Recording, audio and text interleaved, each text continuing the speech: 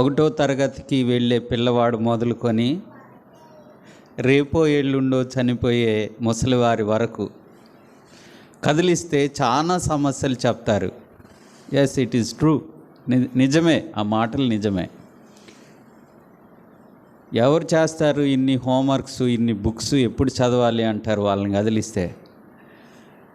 ఇంకా ఆడుకోవద్దా, ఇంకేం చేయొద్దా, ఊరికి చదువుకుంటా ఉండటమేనా అని వాళ్ళు తిరుగుబాటు చేస్తారు.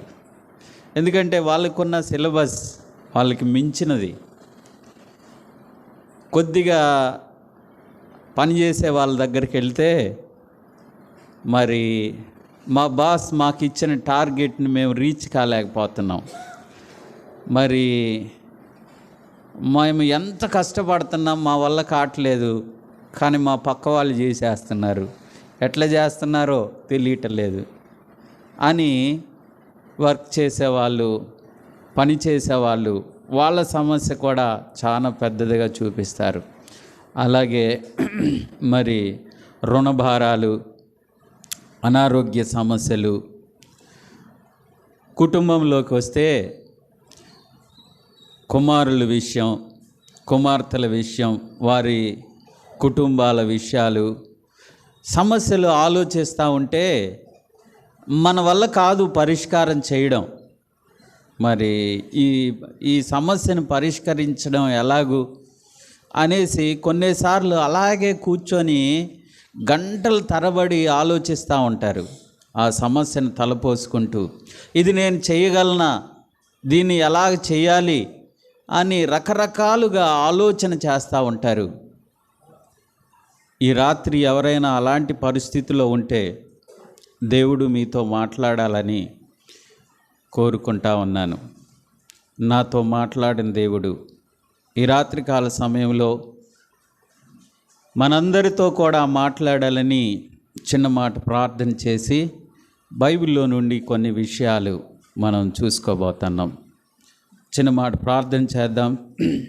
నీ సమస్య ఏంటో దేవుని సన్నిధిలో నీవు జ్ఞాపకం చేసుకో. ప్రభువా, నేను ఇలాంటి సమస్యలు పోతా ఉన్నాను, నాకు దిక్కు తోచటం లేదు, చేతులు కాళ్ళు ఆడటం లేదు, ఏం చేయాలో నా దగ్గరున్న ధనం కానీ, నా దగ్గరున్న బలం కానీ, నా దగ్గరున్న సామర్థ్యం కానీ ఆ సమస్యను ఎదుర్కోవడానికి శక్తి సరిపోవటం లేదు. ప్రభువా, ఇదిగో నీ దగ్గరకు వస్తూ ఉన్నాను, ఈరోజు నాతో మాట్లాడు. నా సమస్యను జయించటానికి నీ లేఖనాల్లోనికి తొంగి చూడాలని కోరుతూ ఉన్నాను. ఎందుకంటే నీవు మా పక్షాన ఉన్నావు, నీవు ఇమ్మానుయేలువి, మాకు తోడుగా ఉన్నావు. మరణాన్ని, సాతాన్ని, లోకాన్ని జయించి మృత్యుంజయుడిగా లేచారు జయశాలివైనటువంటి ప్రభువా, అల్పులమైన మేము నీ పాద సన్నిధికి వస్తూ ఉన్నాం. మీ లేఖనాల్లో నుంచి ప్రభువా, మేము నీ మాటలు గ్రహించటానికి కావలసిన మీ కృపను అనుగ్రహించమని, కూడి వచ్చిన మీ బిడ్డలందరినీ దర్శించమని, మీ సన్నిధిని, మీ ప్రసన్నతను మాతో ఉంచమని మా రక్షకుడైన యేసుక్రీస్తు వారి పరిశుద్ధమైన నామమున ప్రార్థించి వేడుకుంటూ ఉన్నాము తండ్రి, ఆమేన్. దినవృత్తాంతములు 2వ గ్రంథము, దినవృత్తాంతములు 2వ గ్రంథం 20వ అధ్యాయంలో ఒక రాజు ఇక్కడ ఉన్నాడు. ఇది కొత్త విషయం ఏం కాదు, మీరు అనేక పర్యాలు వినే ఉంటారు, మీలో కొందరు బోధించి ఉంటారు. అయినా కూడా ఇది మాకు తెలిసిందే కదా అన్నట్లుగా మీ మైండ్ని ఫోన్ లాగా స్విచ్ ఆఫ్ చేసి పెట్టుకోవద్దు. ప్రభు నాతో మాట్లాడాలని ఆశగా ఆయన లేఖనాల్లోనికి చూస్తూ ఈ సమయాన్ని గడపాలని ప్రేమతో మీకు తెలియచేస్తున్నాం. ఇక్కడ ఇశ్రాయేలీల్ని పరిపాలిస్తున్నటువంటి రాజైన యెహోషాపాతు, యోధా రాజైనటువంటి యెహోషాపాతు ఇక్కడ 2వ దినవృత్తాంతముల గ్రంథం 20వ అధ్యాయంలో మనకు కనిపిస్తాడు. ఆయన యెహోషాపాతు రాజు ఇశ్రాయేల్ని యోధా ప్రజల్ని పరిపాలిస్తూ ఉన్నప్పుడు ఆయనకి ఒక పెద్ద సమస్య వచ్చింది. ఏంటయ్యా ఆ సమస్య అంటే, 1వ వచనం చదవండి దయచేసి. ఎవరైనా మైక్ పెట్టుకొని 1వ వచనం చదవండి. 20వ అధ్యాయము 1వ వచనం. లేదా ఇది అయిన తరువాత మోయాబీయులను, అమ్మోనీయులను, ఆ మోయానీయులలో కొందరును దండెత్తి యెహోషువపాతు మీదకి వచ్చిరి. నెక్స్ట్ ఇది కూడా చదవన్నా. అంతలో కొందరు వచ్చి సముద్రము ఆవల నుండి సిరియన్ల తట్టు నుండి గొప్ప సైన్యం ఒకటి నీ మీదకి వచ్చుచున్నది, చిత్తగించుము. వారు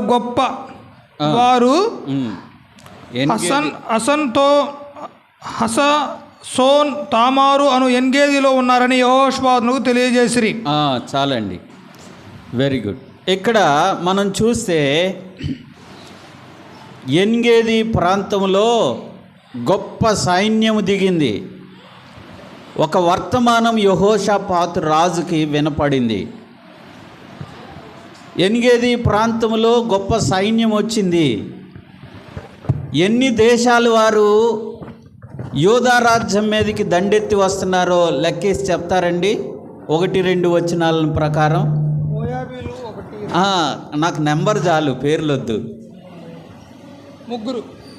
3 రాజ్యాలు. సిరియోన్లు కూడా వారితో కలిశారు. 4 రాజ్యాలు దండెత్తి ఒక చిన్న దేశం మీదకి వస్తూ ఉన్నారు. ఒక చిన్న దేశం మీదకి యోధా బెన్యామీను అనే 2 గోత్రాల వారి మీదకి దాదాపుగా 4 దేశాలు దండెత్తి వస్తూ ఉన్నాయి. యెహోషాపాతుకి వినబడింది చిన్న మాట. ఇదిగో ఎన్గేది దాకా వచ్చేసారు, చాలా దగ్గర ప్రాంతానికి వచ్చారు. మీకు తెలియలేదా? ఏం చేస్తారు, ఇంత గొప్ప సైన్యం మీ మీదకి వస్తూ ఉంది అని యెహోషాపాతు రాజుకు చెప్పినప్పుడు యెహోషాపాతు రాజు ఎలా స్పందించుంటాడు?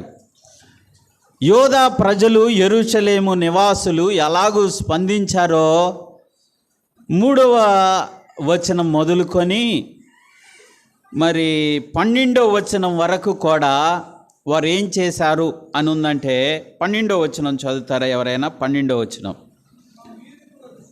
మా మీదికి వచ్చు మా దేవా, నీవు వారికి తీర్పు తీర్చవా? మా మీదికి వచ్చు ఈ గొప్ప సైన్యముతో యుద్ధము చేయుటకు మాకు శక్తి చాలదు, ఏమి చేయుటకును మాకు తోచదు, నీవే మాకు దిక్కు అని వారు ప్రార్థన చేశారు. ఏమండి, నీకు వచ్చిన సమస్యలో ఎన్నిసార్లు ప్రార్థన చేశావు?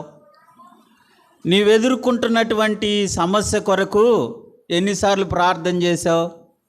మొన్న ఈ మధ్యలో వాట్సాప్లో, ఫేస్బుక్లో ఒక చిన్న ప్రార్థన బాగా ట్రెండ్ అయింది. మీరందరూ కూడా చూసి ఉంటారు అనుకుంటున్నా. ఆన్లైన్ ప్రేయర్ జరుగుతుంది చర్చిలో. ఇంటర్మీడియట్ పిల్లోడు ఒకడు వచ్చాడు. అందరూ రౌండ్గా ప్రార్థన చేస్తున్నాడు. ఆ పిల్లోడికి కూడా మైక్ తీసుకొని మోకాళ్ళ మీద కూర్చొని ఇలా ప్రార్థన చేస్తున్నాడు. ప్రభువా, కాలేజీకి అసలు బాగాలేదు, ఒక్క సబ్జెక్ట్ కూడా చదవలేదు, ఎట్టయినా నువ్వే పాస్ చేసేసాయి, ఎట్టయినా నువ్వే పాస్ చేసేయ, ఎట్టయినా నువ్వే పాస్ చేసేసాయి అని మోకరించి గుంజిలు పెడుతున్నాడు మైక్ తీసుకొని. ఆ పక్కన కూర్చున్న సహోదరులు ప్రార్థన కళ్ళు మూసుకున్న వాళ్ళు వదిలేసి వాడికి వెళ్ళి చూసి నవ్వుతూ ఉన్నారు. చాలాసార్లు మన ప్రార్థన అలాగ ఉంటుంది. సమస్య అంతా మీదకు వచ్చినాక దేవుని సహాయం కోరుకునేటువంటి పరిస్థితి ఉంది. కానీ మరి అతడు చేస్తున్న ప్రార్థన సరియైనా చెప్పండి? సంవత్సరం అంతా కాలేజీకి బాగాలేదంట, ఒక్క పాఠం కూడా వినలేదంట, ఒక పుస్తకం కూడా కనీసం ఒక చాప్టర్ కూడా చదువుకోలేదు. రేపు ఎగ్జామ్కి పోతున్నా ప్రభువా నువ్వే సహాయం చేయి, మంచి మార్కులు రావాలి, ఎగ్జామ్ బాగా రాయాలి. ఆల్ నైట్ ప్రేయర్లో అందరి మధ్య కూర్చొని మోకరించి పడి ప్రార్థన చేస్తున్నాడు. మరి వింటాడా దేవుడు? సహాయం చేస్తాడా? ఎట్టి పరిస్థితుల్లో సహాయం చేయడు. ఎందుకు అనంటే యెహోషాపాతు రాజు కూడా మరి ఆయన ప్రార్థన చేసే విధానం చూస్తే చాలా చక్కగా ప్రార్థన చేస్తాడు. 3వ వచనం మొదలుకొని 12వ వచనం వరకు ఆయన ప్రార్థనలో చాలా విలువైన అంశాలు ఉన్నాయి. ఇప్పుడు నా సబ్జెక్ట్ కాదు.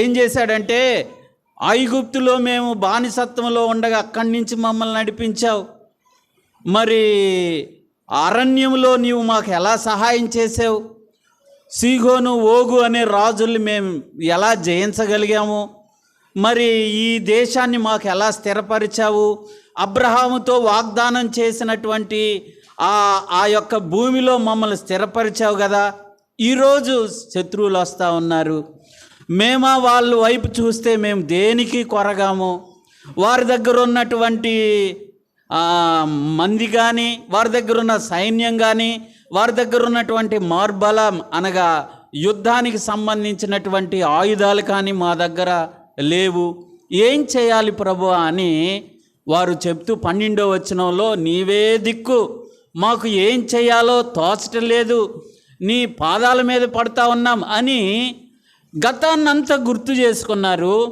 గతంలో దేవుడు ఎలా సహాయం చేశాడో గుర్తు చేసుకున్నాడు, దేవుడిచ్చిన వాగ్దానాలు గుర్తు చేసుకున్నారు. అవన్నీ ఎత్తి దేవుని సన్నిధిలో ప్రార్థన చేస్తూ ఉండగా ఇంకా ముగించలేదు. వారు చేస్తూ ఉండగా, ప్రార్థన చేస్తూ ఉండగా ఏం జరిగిందంటే 14వ వచనం చదవండి. 14వ వచనం. అప్పుడు మత్తన్యాకు పుట్టిన యెహీయేలు కుమారుడైన బెనియాకు జననమైన జకరియా కుమారుడును ఆసాపు సంతతి వాడును లేవీయుడునగు యహాజియేలు సమాజములో ఉండెను. యెహోవా ఆత్మ అతని మీదికి రాగా అతడిలాగు ప్రకటించెను. యోధావారులారా, చాలండి. ఇక్కడ వారు భయపడి వణికిపోయి ఎవరెవరు ప్రార్థన చేస్తున్నాడంటే, ఇశ్రాయేలీయుల యోధా రాజు అయినటువంటి యెహోషాపాతు, యెరూషలేములో కాపురం ఉంటున్న ప్రజలు అందరూ కూడి దేవుని సన్నిధిలో వారు ప్రార్థన చేస్తూ ఉండగా, వారి మధ్యలో ఉన్నటువంటి యహాజియేలు అనేటువంటి ఒక వ్యక్తి మీదకి పరిశుద్ధాత్మ దేవుడు వచ్చాడు.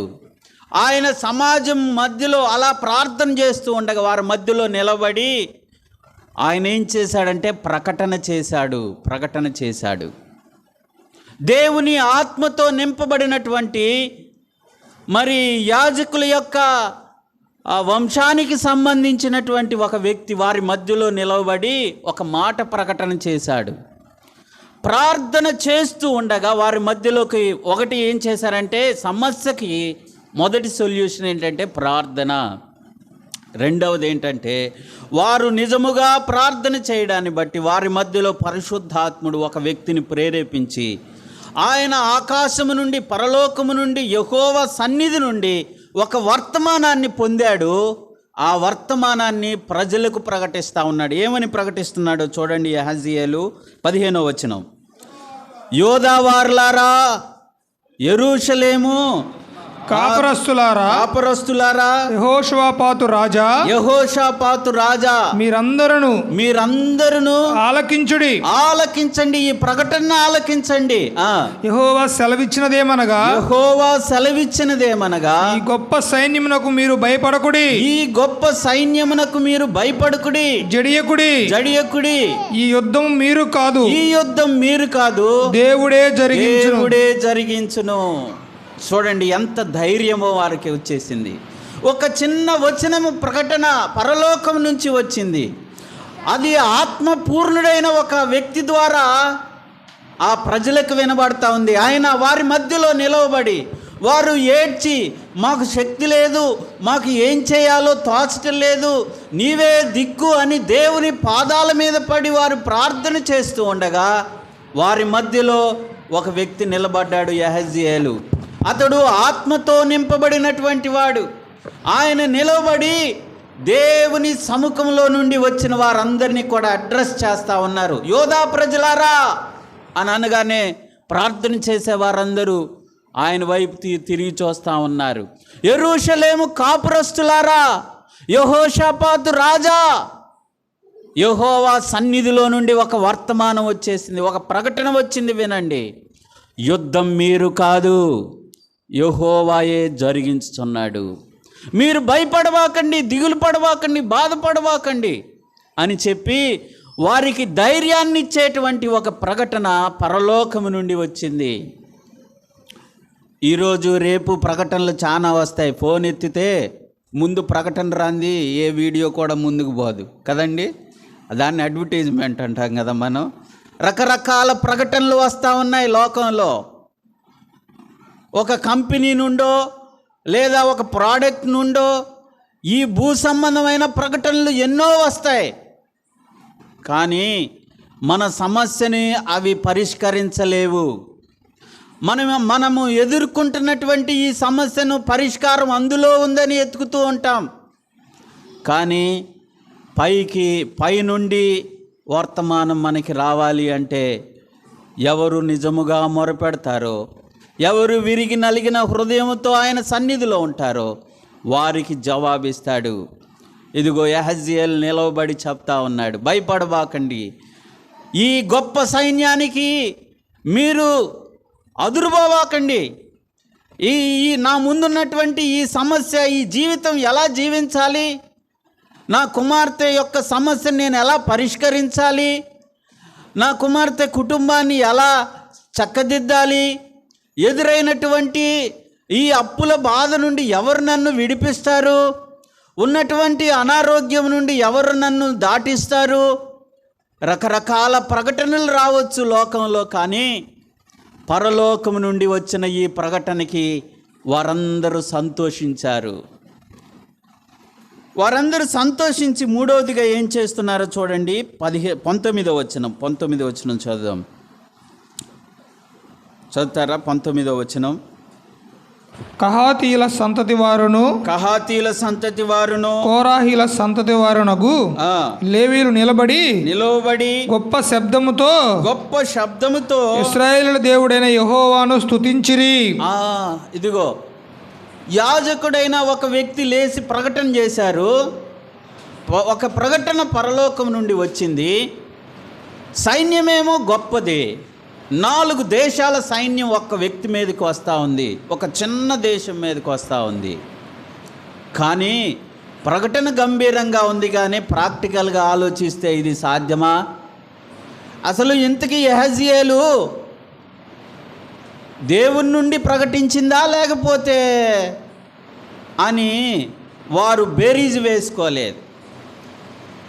మన సైన్యం ఎంత, శత్రు సైన్యం ఎంత అని వారు చూసి మరి వారు వెనక్కి తగ్గలేదు. కానీ ప్రకటన రాగానే వారు చేసిన పని ఏంటంటే, ఆ కహాతీయులు కోరాహు కుమారులు ఏం చేశారంటే, చాలా కీర్తనలు ఉన్నాయి, కీర్తనలు రాశారు. వారు రాసిన ఈ సందర్భంలో పాడినటువంటి కీర్తనలు, ఆయన్ని స్తుతిస్తూ పాడినటువంటి ఆ కీర్తనలు నేడు కీర్తనల గ్రంథంలో కూడా ఉన్నాయి. వారు ఎత్తి బోరలు ఊదుతూ, దేవుడు మా పక్షానున్నాడు, మాకు భయం లేదు, ఆయన మా యుద్ధ వీరుడు, యుద్ధ శూరుడు అంటూ వారందరూ బోరలు ఊదుతూ సంతోషంగా పాటలు పాడారు.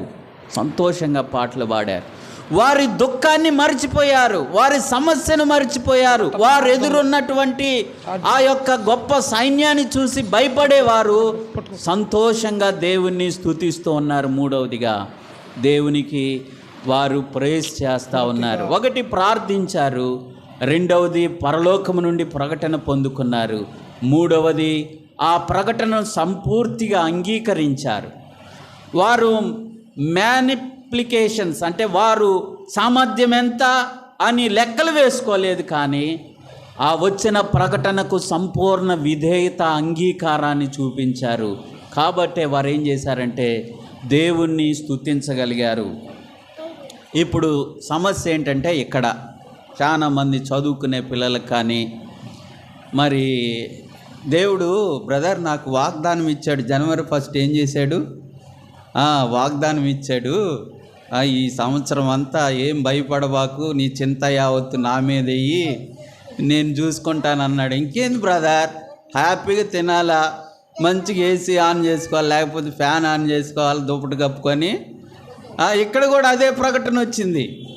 యుద్ధం మీరు కాదు చేసేది, దేవుడే చేస్తాడంటే ఇంకెందుకు బ్రదర్, మంచి ప్రకటన వచ్చింది, వెరీ గుడ్ బ్రదర్ యహజీయేల్ గారు, నీ మాట మేము నమ్ముతున్నాం, వెరీ గుడ్, అందరు ఇంటికి పోయి ఫ్యాన్ వేసుకొని కడుపు నిండా దీన్ని పడుకోండి అని చెప్పలేదు. ఏమండి, చాలాసార్లు దేవుడిచ్చినటువంటి వాగ్దానాన్ని, దేవుడిచ్చినటువంటి ప్రకటనను మనం ఏం చేస్తూ ఉన్నామంటే అది ప్రక్కదో పట్టిస్తూ ఉన్నాం. యుద్ధం మీరు కాదు దేవుడే చేస్తాడంటే ఇక మీరు పోయి పడుకోమనే, మీరు మౌనంగా ఉండిపోమనే కాదు. వారు దేవుణ్ణి స్తుతిస్తూ వారు ఏం చేశారంటే యుద్ధ రంగం వైపు వెళ్తూ ఉన్నారు. వాళ్ళ సైన్యం తక్కువే, కానీ ఇక్కడ మీరు తర్వాత, నాకు ఎక్కువ సమయం లేదు కాబట్టి ఈ అధ్యాయాన్ని ఇంటికి వెళ్ళాక చదువుకోండి. దేవుని యొక్క ప్లాన్స్, ప్రణాళికలు ఎలా ఉంటాయంటే అసలు మనమేనా యుద్ధం చేసింది అన్నట్లుగా ఉంటాయి. అంత పెద్ద సైన్యము ఎదుర్కోవడానికి వీళ్ళకి అసలు శక్తే లేదు. కానీ మీరు ముందుకెళ్ళండి అన్నప్పుడు వారు దేవుని స్తుతిస్తూ పాటలు పాడుతూ ఉన్నారు. జాగ్రత్తగా ఆలోచించండి. ఇక్కడ ఏం జరిగిందంటే అక్కడ భూభాగము కొండ, మీరు తర్వాత చదవండి. ఎన్గేది అనేటువంటి అరణ్యం ఎలా ఉంటుందంటే బైబిల్లో ఉన్నటువంటి జియలాజికల్ అంటే భూ సంబంధమైనటువంటి పరిస్థితులు ఆలోచిస్తే కొండలు లోయలు కలిగినటువంటి ప్రాంతం అది. అడవి మేకలకు ఉనికి పట్టైనటువంటి స్థలం అది. ఆ స్థలంలో వీళ్ళు ఎలా జయించగలుగుతారంటే దేవుడు చెప్పారు, మీరు ఇలా వెళ్ళండి, నేను చెప్పినట్టు వెళ్ళండి. సైన్యం అంతా, మిగిలిన ఈ 4 సైన్యం వాళ్ళు ఎలా వస్తున్నారంటే బరువులు మోసుకుంటూ కొండ ఎక్కి వస్తూ ఉన్నారు. కొండ ఎక్కి రావాలి. దేవుడు మీరు ముందుగా అటు నుంచి తిరిగి ఆ మెట్ట ప్రదేశానికి వెళ్ళి అక్కడ దాగి ఉండండి, మాటుగా ఉండండి. మీరు అలా మాటుగా ఉండండి. వీరు సగం కొండ ఎక్కి దగ్గరికి రాబోయేటప్పుడు మీరు సడన్గా కనపడండి వాళ్ళకి. అరే శత్రువులు వచ్చారని వాళ్ళ బలమంతా ఉపయోగించి కొండ ఎక్కేవాళ్ళు శత్రువు పైన కనపడగానే ఏమైపోయారో తెలుసండి, వాళ్ళ బలం సడలిపోయింది. ఇక్కడ వస్తున్నటువంటి 4 దేశాల నుంచి సైన్యం వచ్చింది కదా, ఆ సైన్యంలో వాళ్ళే మరి అమ్మోనీలు ఎవరిక్కడ, మోయాబీలు సైన్యము, మరి అమాలేకీలకు తెలియదు, అమాలేకీల సైన్యము, మోయాబీలు ఎవరో తెలియదు. వాళ్ళల్లో వాళ్ళే శత్రువులు అనుకొని వాళ్ళని వాళ్ళే పొడుచుకొని చచ్చిపోయారండి. జస్ట్ వాళ్ళు ఎత్తైన స్థలంలో కనపడ్డారు అంతే. వీళ్ళ బలం ఉపయోగించి బలంగా కొండ మెట్ట ఎక్కేటువంటి స్థలంలో మోటుగాండ్లను నియమించి వారి మధ్యలోనికి పంపించినప్పుడు వారిని వారే 4 దేశాలు వారు, 3 దేశాలు వారు, వారి సైన్యాన్ని వారే తెలియక పొడుచుకొని మొత్తం హతులైపోయి లోయలో పడిపోయారు. దేవుడిచ్చినటువంటి జయం ఎంత గొప్పదే. వారు ఒక్క బాణం వేయలేదు, ఒక్క యుద్ధం చేయలేదు. ఎవరు చేశారు చెప్పండి? దేవుడే జరిగించాడు. ఇక్కడ దేవుడు నీ పక్షాన యుద్ధం చేయాలంటే, నీ సమస్యలో నుంచి నీకు జయం అనుగ్రహించాలి అంటే దేవుని మాట వినాలి. మీరు అలా ఎక్కి మెట్ట ప్రదేశంలో నిలబడి అక్కడ దాగి ఉండండి, నేను ఎప్పుడు చెప్తాను అప్పుడు కనపడండి అన్నాడు వాళ్ళకి. ఊరికి అట్లా కనపరుచుకోండి మీరు అంతే అని చెప్పాడు. లేదు ప్రభువా, నేను ఇంట్లో పడుకుంటా, నువ్వే యుద్ధం చేస్తావు కదా, ఇక నేను ఎందుకంటే సమస్య అన్నిటికీ తీరదు. సమస్యగానే ఉంటుంది, జీవితాంతం జటిలమైపోతూనే ఉంటుంది. దేవుని మాట మనం వింటున్నామా? దేవుని మాట మనం లోబడుతూ ఉన్నామా? అసలు దేవుడు ఏం చెప్తున్నాడు అర్థమైతే కదా ఆయన మాట వినటానికి. నా సమస్యలో దేవుడు నన్ను ఎలాగ పొమ్మంటున్నాడు, ఆయన చిత్తం ఏంటి ఈ సమస్యలో అని ఆయన చిత్తాన్ని వారు ప్రార్థించి ఎరిగారు, ప్రకటన ద్వారా ఎరిగారు. ఎరిగిన దాన్ని బట్టి దేవుని స్తుతించారు, స్తుతించిన దాన్ని బట్టి వారు దేవుని మాటను ముందుగా పెట్టుకొని సాగి వెళుతూ ఉండగా వారి పక్షాన గొప్ప విజయం ఇచ్చేశాడు. జాగ్రత్తగా వినండి. వీళ్ళు ఎత్తు స్థలంలో ఉన్నారు, శత్రువులందరూ హతులై లోయలో పడిపోయారు. ఇక వాళ్ళు వెళ్ళిపోయారులే, ఇంకెందుకు యెహోషాపాతు రాజా, దేవుడు భలే యుద్ధం చేశాడు, ఇక మనం ఇంటికి వెళ్ళి పండగ చేసుకుందాం అనలే కదా. అలాగ చెప్పలేదు. యెహోషాపాతు రాజు అంటున్నాడు, పదండి సైన్యం అంతా కూడా లోయలోకి దిగి వాళ్ళ దగ్గరికి వెళ్దాం. ఇంకెందుకు, చచ్చిపోయారు కదా, ఇంకెందుకు ముందుకు పోవడం. మన ఆలోచన అలా ఉంటుంది. అయిపోయింది, మనకు విజయం వచ్చిందని సంకలు కొట్టుకొని చప్పట్లు కొట్టుకొని వెళ్ళిపోతాం. కానీ యెహోషాపాతు రాజు ఏమంటున్నాడంటే, మీరు లోయలోకి దిగండి, ఆ చనిపోయినటువంటి ప్రతి శవం దగ్గరికి వెళ్ళండి. దేవుడు చెప్తా ఉన్నాడు రాజుకి. రాజు ప్రజలను గైడ్ చేయగా వాళ్ళందరూ దిగి వెళ్ళిపోయారు. గొప్ప విజయాన్ని దేవుడు వారికి ఇచ్చారు. మాట చదువుదాం చూడండి. 27వ వచనం చదువుతారా? 27వ వచనం. యెహోవా వారి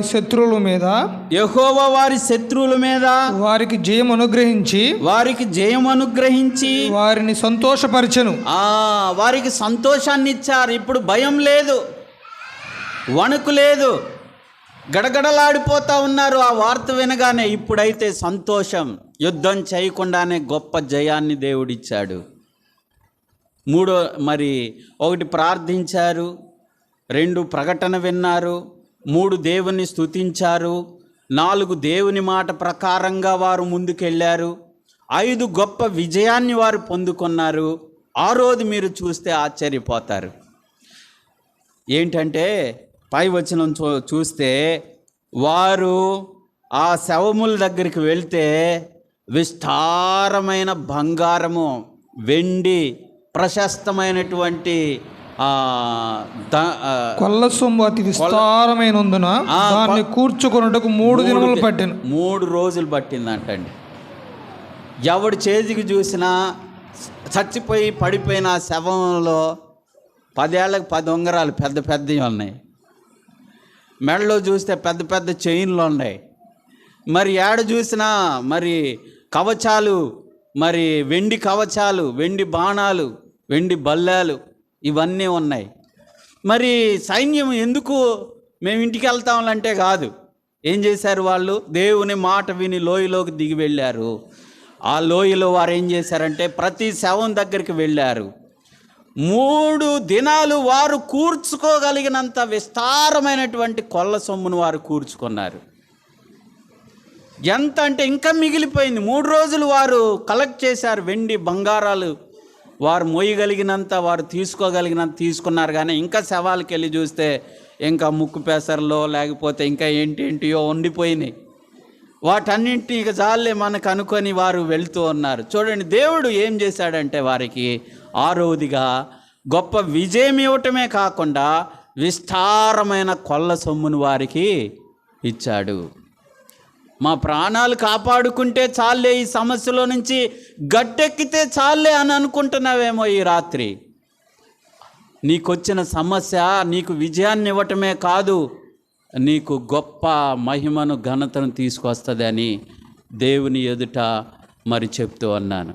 యెహోషాపాతు రాజు ఆ లోయలో 3 దినాలు కొల్ల సొమ్మంతా కూర్చుకొని వారు ఏం చేశారంటే ఆ లోయలో సంతోషించారు.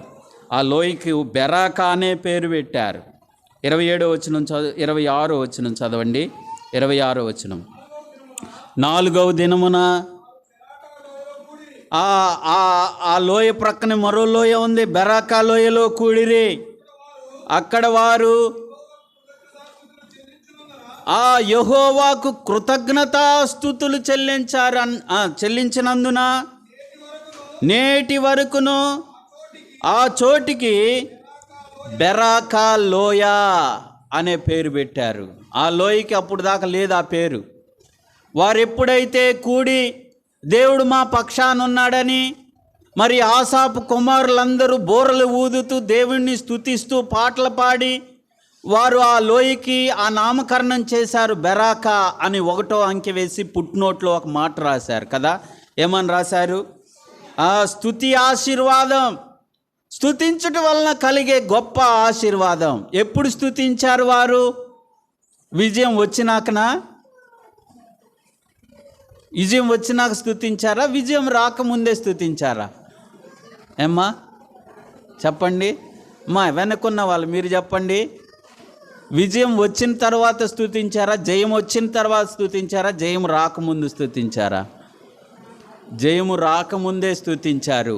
జయం వచ్చిన తర్వాత వారు ఏం చేశారంటే కృతజ్ఞతాస్తుతి.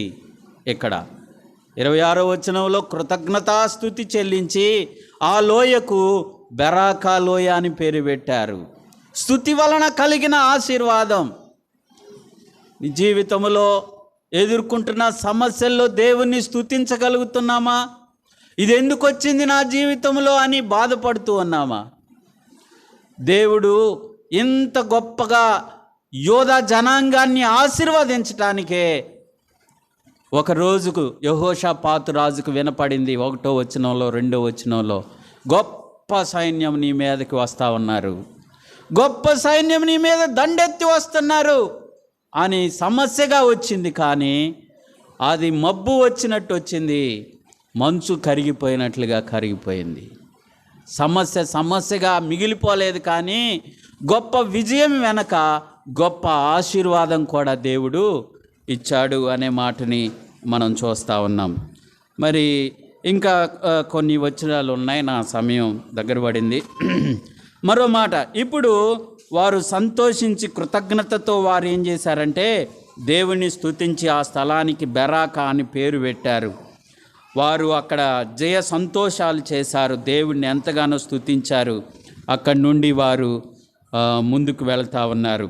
అయితే ఇక్కడ 7వ మాట మనం చూస్తాం, చూడండి ఏం జరిగింది అంటే 29వ వచనం చదువుతారు. 29వ వచనం 29 చదువుతారా? ఎవరు లేరా? సరే, 29వ వచనంలో మనం చూసినట్లయితే ఇశ్రాయేలీయులు శత్రువులతో యెహోవా యుద్ధము చేసినని దేశముల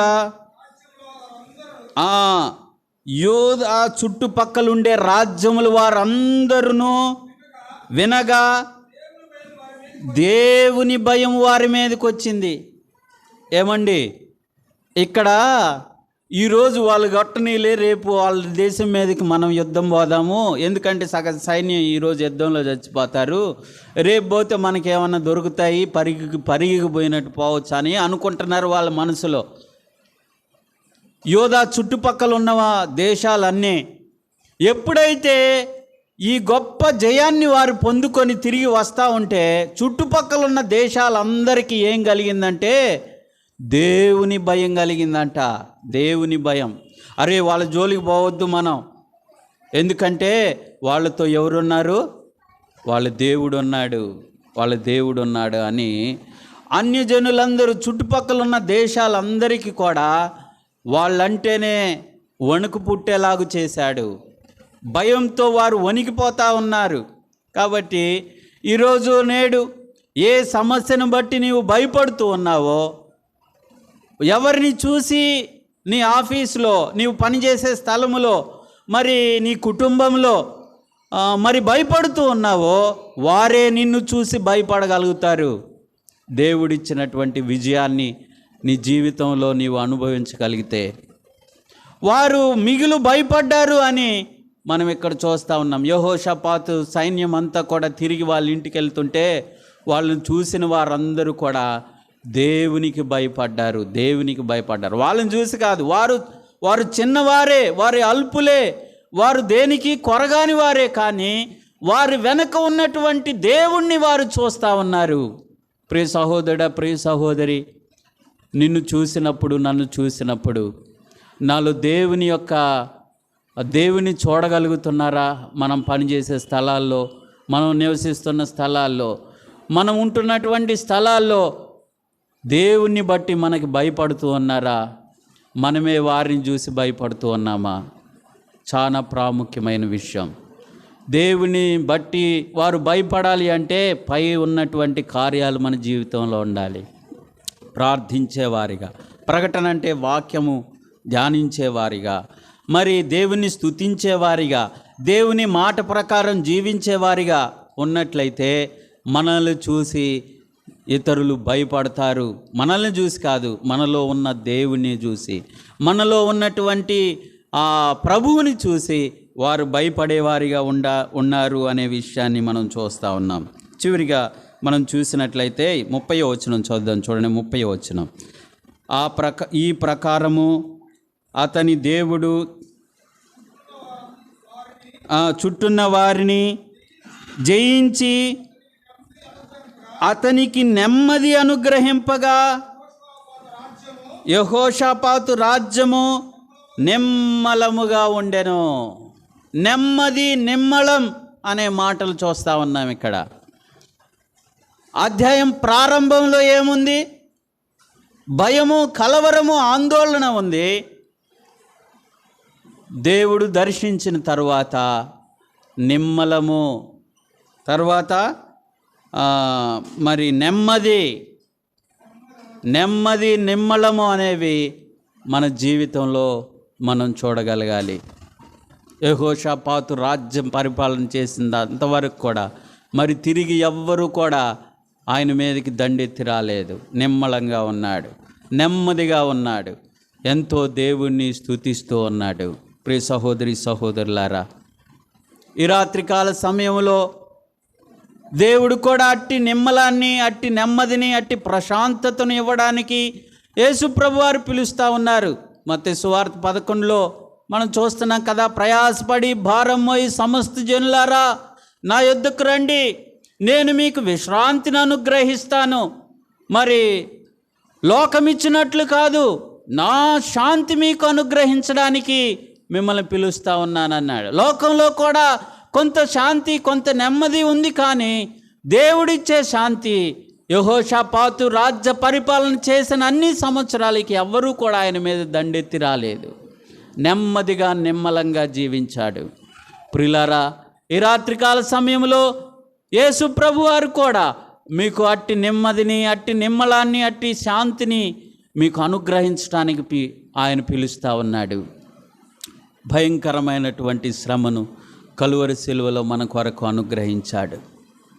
ఆయన ఎంత వేదనతో, కలవరముతో కలువరి శిలువలో కేక వేశాడు. నా దేవా, నా దేవా, నన్నెందుకు చెయ్య విడిచితివా అని కేక వేశాడు. ఎందుకో తెలుసా? నీ పాప భారాన్నంతా కూడా ఆయన మోస్తూ ఉండగా, తండ్రితో ఆయనకున్నటువంటి సంబంధం ఎడబాసినప్పుడు ఆయన కలవరంతో కేక వేశాడు. ఎందుకో తెలుసా? ఆయన శాంతిని నీకు ఇవ్వడం కొరకు. నేడే ఆయన దగ్గరకు వచ్చినట్లయితే ఆయన అట్టి శాంతిని మీకు అనుగ్రహించేవాడుగా ఉన్నాడు.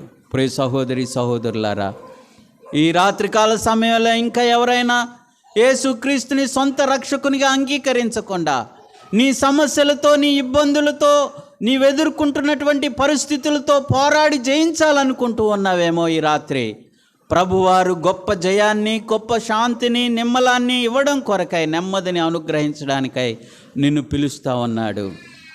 నేడు మిక్కిలి అనుకూలమైన సమయం. ఆయన దగ్గరికి వచ్చి, ప్రభువా, మరి నాలోని కలవరాన్ని తీసివేయండి, నేను నీ పాదాల దగ్గరికి వస్తూ ఉన్నాను, నీవు నా హృదయంలోనికి రండి అని ఆహ్వానించినట్లయితే గొప్ప రక్షణ నీ సొంతం అవుతుంది ఈ రాత్రి.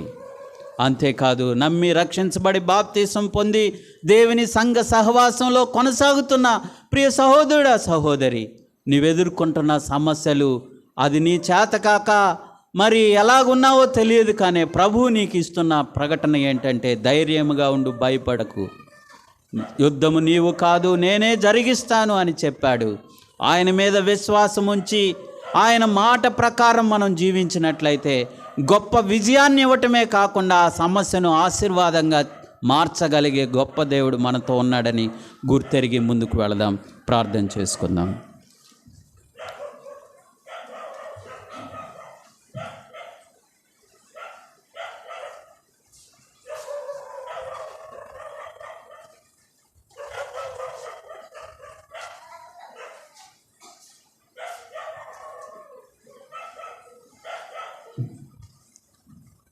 శ్రేష్టమైన సందేశాన్ని మనం ఆలకించాం. యెహోషాపాతు జీవితంలో దేవుడు తన ప్రజలైన యూదా ప్రజలకు, అలాగే యూదా రాజు అయినటువంటి యెహోషాపాతుకు దేవుడు చేసిన గొప్ప కార్యం చాలాసార్లు విన్నాం మనం. అయినా దేవుడు తన దాసుల ద్వారా మనతో మాట్లాడేటప్పుడు కొత్త తలంపులతో అప్పుడప్పుడు మనం సరిదిద్దుతూ ఉంటాడు. గనుక వచ్చినటువంటి ఈ ఆపద నుండి తప్పించుకోవడానికి వారు శరీర బలాన్ని వాడుకోలేదు, కానీ దేవుని మీద ఆధారపడ్డారు. గనుక ప్రార్థన ద్వారా వారు విజయాన్ని పొందగలిగారు. అంత మాత్రమే కాదు, దేవుని దగ్గర నుంచి వచ్చినటువంటి జవాబును బట్టి మరి మరలా స్తుతించడం దేవుని చూడగలిగాం. దేవుని దాసులు చెప్పిన సంగతులు అవే. గనుక యెహోషాపాతు యొక్క చరిత్ర 17వ అధ్యాయంలో, 2వ దినవృత్తాంతములు 17వ అధ్యాయంలో ప్రారంభమై ఈ 20వ అధ్యాయం మనం ముగింపు చూడగలుగుతాం. 21వ అధ్యాయంలో ఆ ముగింపు, తన యొక్క మరణం చూడగలుగుతాం. గనుక దావీదు చర్య అంతటి ప్రకారం యథార్థంగా నడిచినవాడు యెహోషాపాతు అని 17వ అధ్యాయం ప్రారంభం చూడగలుగుతాం. ఆ తర్వాత దేవుని దాసులు చెప్పినట్లుగా ఇప్పుడు 20వ అధ్యాయంలో 31, 32, 33 వచనాల్లో ఈయన ఎవరి కుమారుడు అంటే యూదారాజు అయినటువంటి ఆసా కుమారుడు. ఆసా నడిచినటువంటి యథార్థ మార్గంలో, దేవుని మార్గంలో నడిచాడని యెహోషాపాతును గురించి చూస్తూ ఉన్నాం. కానీ చింతించాల్సిన సంగతి ఏంటంటే, ఎంత యథార్థంగా దేవుని కొరకు నడిచాడో ఆఖరి దినాల్లో మరి మిక్కిలి దుర్మార్గంగా నడిచిన వాడుగా యెహోషాపాతును మనం చూడగలుగుతాం. బైబిల్ గ్రంథంలో ఏ భక్తునైనా, ఏ రాజునైనా, ఏ ప్రవక్తనైనా, లేక ఎవరినైనా మనం తీసుకున్నప్పుడు చాలా వరకు వారు పరిపూర్ణులుగా ముగింపు మనం చూడలేం. ఎందుకంటే మానవులే గనుక యేసు ప్రభు వారు ఒక్కడు తప్ప పరిపూర్ణమైనటువంటి మానవులు, పరిపూర్ణమైనటువంటి దేవుడు ఆయన యేసు ప్రభు వారని ఆయన చరిత్ర మనం చూడగలుగుతాం. గనుక ఈ సంగతులు మనం వింటూ ఉన్నప్పుడు మన యొక్క జీవితాల్లో ఉన్న ఒడిదుడుకులు, శ్రమలు, ఇబ్బందులు, వీటన్నిటిని మనం ప్రార్థన ద్వారా జయించి ప్రభు మీద ఆనుకొని విజయాలు పొందాలని దేవుని దాసుల ద్వారా విన్నాం. మంచిది. దేవుని వాక్యం అందించినటువంటి దేవుని దాసులు ప్రవీణ్ గారికి స్థానిక సంఘం తరపున వందనాలు చెల్లిస్తూ ఉన్నాను. అలాగే ప్రస్తుతం 10వ తరగతి విద్యార్థులు ఎగ్జామ్స్ రాస్తూ ఉన్నారు. వారందరి కొరకు మీరు ప్రార్థనలో జ్ఞాపకం చేసుకోవాల్సిందిగా ప్రేమతో తెలియపరుస్తూ ఉన్నాను. ప్రార్థన చేసుకుందాం. ప్రార్థన చేసుకొని ముగించుకుందాం. ప్రార్థన. ప్రేమ కలిగిన తండ్రి, మరొక పర్యాయం మీ దాసుల ద్వారా యెహోషాపాతు యొక్క రాజ్యాన్ని బట్టి, ఆయన జీవితాన్ని బట్టి, యూదా ప్రజలను బట్టి, వారి ద్వారా మాతో మీరు మాట్లాడినందుకు స్తోత్రం చెల్లిస్తూ ఉన్నాం. మా శరీర బలం చేత, మా ఉపాయం చేత, మా తెలివితేటల చేత ఏది మేము జయించలేమని, ప్రార్థన ద్వారా మీ మీద ఆనుకున్నప్పుడు మాత్రమే జయించగలమనే సంగతులు మేము చూడగలుగుతున్నాం. అలాగా మా విశ్వాస జీవితంలో మేము కొనసాగుట కృప చూపించండి. వాక్యం అందించిన మీ దాసుని ఇంకను బలపరచమని, గట్కేశ్వర్లో నిలిచి పరిచర్య చేస్తుండగా కుటుంబాన్ని, సంఘాన్ని మీరు దీవించి బలపరచమని, చేరి వచ్చిన ప్రతి సహోదరులను దీవించమని, ఎగ్జామ్స్ కొరకు సిద్ధపడి మా ప్రభు 10వ తరగతి విద్యార్థులు ఎగ్జామ్స్ రాస్తూ ఉండగా వారిని దీవించి, మా ప్రభు మంచి జ్ఞానాన్ని ఇచ్చి మంచిగా ఎగ్జామ్స్ రాయడానికి కృప చూపించమని, డిఎస్సి కొరకు సిద్ధపడుతున్న వారిని, నీట్ కొరకు సిద్ధపడుతున్న వారిని, ఇంకా ఎగ్జామ్స్ కొరకు సిద్ధపడుతున్నటువంటి బిడ్డలందరినీ జ్ఞాపకం చేసుకోమని మీ కృపా బాహుల్యమునకు మమ్మల్ని మేము అప్పగించుకుంటూ యేసు ప్రభు వారి అత్యున్నతమైన నామముని ప్రార్థించి వేడుకొనుచున్నాం తండ్రి. ఆమేన్.